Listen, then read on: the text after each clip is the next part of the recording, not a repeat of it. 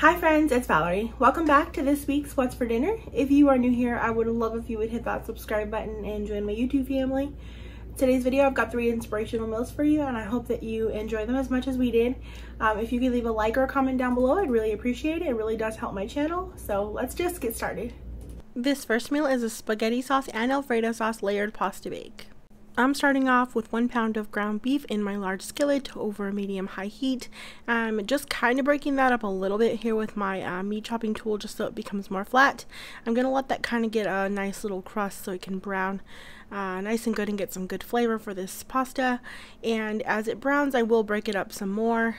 And then with a little bit of pink left, I am going to just season that with some garlic powder, some onion powder, and I believe that's some Italian seasoning.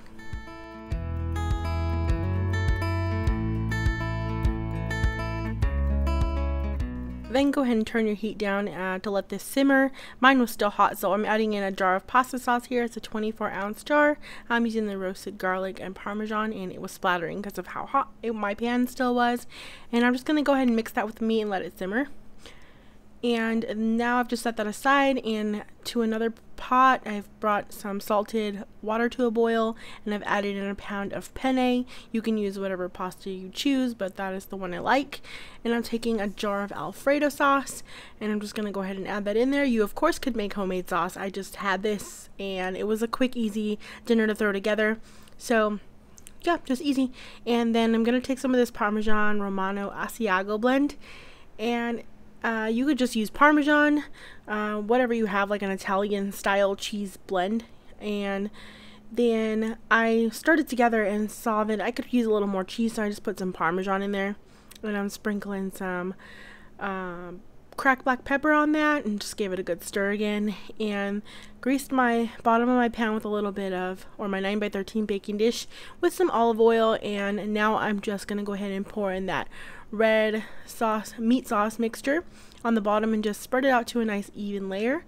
Then on top of that, I'm going to go ahead and just pour on top that cheese that I went ahead and grated up. It's just some mozzarella. I'm just doing a light layer here. I'm going to save most of my cheese for the top of the pasta. Then I'm going to go ahead and take the Alfredo penne and just place that on top. Again, just spreading into a nice even layer. Trying not to push it around too much because I don't want that meat mixture to really slide around. I want it to stay in a nice even layer. Then I'm topping that with the remaining amount of mozzarella cheese, and I just grated about like your standard 1 pound block around there. I had a large block, so I'm just kind of guessing it was about close to that. You can of course just use whatever amount you like, and I'm sprinkling some dried parsley on top. This is just for looks. I just like the way that looks when it bakes up, and I'm baking that uncovered at 375 for 20 minutes. And I'm going to be taking one of these garlic loaves and just adding some butter and garlic powder and some dried parsley to make some garlic bread. This is the pasta dish out of the oven. I don't believe I broiled it, but if I did for just a minute or 2 minutes, and just to get the cheese bubbly on top or browned. I was pleasantly surprised by this dish and the mixture of the 2 sauces. It was a pretty good balance that I really enjoyed, and my boyfriend really loved this. We also had my brother over for dinner this night. He liked it as well. There's that garlic bread. I served this with a side salad, nothing fancy, just some cucumber, spring mix, and some croutons. Not too much croutons because they got a lot of bread going on there in pasta, but this was really good and filling. This next meal is Greek shrimp farro bowls. I am starting off by prepping the veggies for this, and I'm going to be using 2 small or medium sized zucchinis, and I'm just going to go ahead and cut that in half lengthwise and then just cut that into some half moons. The recipe I'll be linking calls for 2 bell peppers, and your color of choice. I'm using red, and I only had 1 large one, so that's what I'm using. And I'm just gonna go ahead and slice that. It says into some 1 by 1 inch pieces. I just made a mistake and cut them into whatever size, which actually worked out. I like the smaller size. And now we're gonna get started on this dressing here, or marinade, and it is gonna be with 1/4 cup of olive oil, and then 2 tablespoons of lemon juice, 2 cloves of garlic minced, and a teaspoon of paprika and a teaspoon of dried oregano, as well as a 3/4 teaspoon of salt and a 1/2 teaspoon of pepper. And I'm just going to go ahead and mix that all together.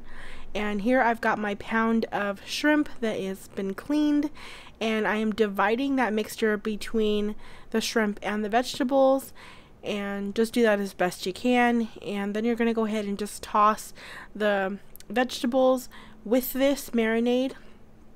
And I'm tossing the vegetables first because I don't want to put my tongs into the shrimp first and then my vegetables. So vegetables first, then I'm doing the shrimp after that.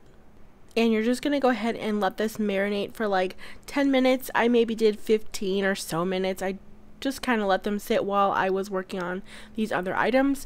And I'm making now the Greek sauce. So this is like a yogurt Greek sauce. And I've made tzatziki like a bunch of times, but I just kind of just followed this exact recipe here just for you guys. And by doing that, I combined about a 1/2 cup of yogurt, plain yogurt, with a clove or so of minced garlic, and a tablespoon of lemon juice, and a 1/4 teaspoon of salt. I used pink Himalayan salt, and I just mixed that all together. I happen to have some fresh dill on hand already, so I figured might as well use it up while it's still fresh, and add it to this because I really like dill in that. And while I was in there, I found some more garlic, so I put a little extra in there because I love garlic. And I'm going to be cooking up this quick farro. And for mine, it only takes 10 minutes. I followed my package directions, so you can either follow the recipe or your package directions. I was using more farro than the recipe calls for by another 1/2 cup or so, but I did follow the directions of the recipe when it came to using broth instead of water. It really did help with the extra amount of flavor in that. Now I'm taking my large skillet over medium-high heat. I've spritzed a little bit of olive oil on the bottom, and I'm just going to go ahead and place all of my marinated shrimp on the bottom of there and let them cook for about 2 minutes.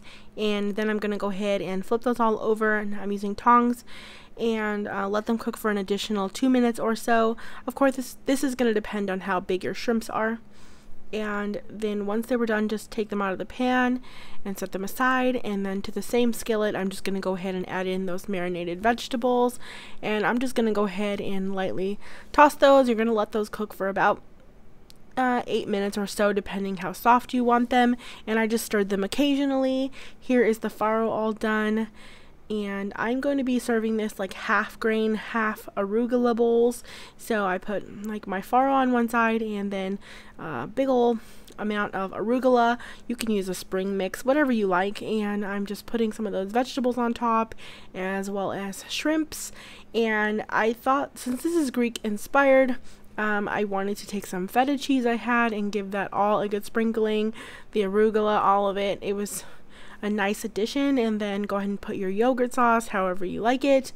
I got this white balsamic citrus basil dressing from Aldi last summer, and I stocked up on an extra one because we loved it, and I used it on the arugula. Wow, it was amazing on arugula. This whole meal was absolutely delicious. We love fresh meals like this. It's just one of my favorite type of things. I love Greek inspired meals, Mediterranean dishes, and I served this with a piece of naan bread, which just added that nice like warm buttery texture, and it was amazing. This last meal is everything French bread Hawaiian pizza. I had a pineapple I needed to use up, so I'm actually going to be coring that. The guy got this really cool tool from Aldi, like I think it was last summer, and so it's nice to put that to use and use up some of this pineapple I had that needed to get used up. You can definitely just use canned pineapple, it'd be just fine. And I'm using this everything bread loaf, and this is one of those demi loaves, so it's not a very large loaf, and I am just slicing that down the middle. And kind of just, this is going to be the base of our French bread pizzas. And I'm taking some pizza sauce. You can use whatever kind you like and put as much as you like, of course. The great thing about this is it's so easy and simple and so versatile. You can change up any of the toppings that you want. And this is just for an idea. I put a thin layer of that sauce. I'm putting my cheese. I'm using mozzarella cheese. And you can just use however much you want. Go ahead and place that on all of your sauce, and then you're going to just top it however you like. I'm using some Canadian bacon because I'm going for this whole like Hawaiian style pizza because that's something we really love. And this was our little like night in, my boyfriend and I, so we were enjoying this like these little pieces that we made together. And I put a layer of that meat on the bottom, and I put a little layer of cheese. I kind of like the way it holds some of the lighter toppings on top. You definitely don't have to do that. And I'm placing those little bits of pineapple right on top, and I decided to put some little bits of jalapenos. These are just jarred, like pickled jalapenos. It's something we really like when we get pizza out, so I figured I already had them, might as well do it. And I gave them a good sprinkling of Italian seasoning. And I baked these at 400 degrees for just about 10 minutes or so. These were super easy but very delicious. We absolutely loved these. This is one of our favorite types of pizza, and adding it onto that everything bread really adds another dimension of flavor. And I served this with a side salad, and we definitely enjoyed this. It was so nice to stay in and still have a nice meal that we would typically get when we order out pizza. So we really enjoyed this. Thank you so much for watching, friends. Don't forget to hit that subscribe button and that little bell so you don't miss out on any future What's for Dinner videos. And I hope you all are having an amazing week.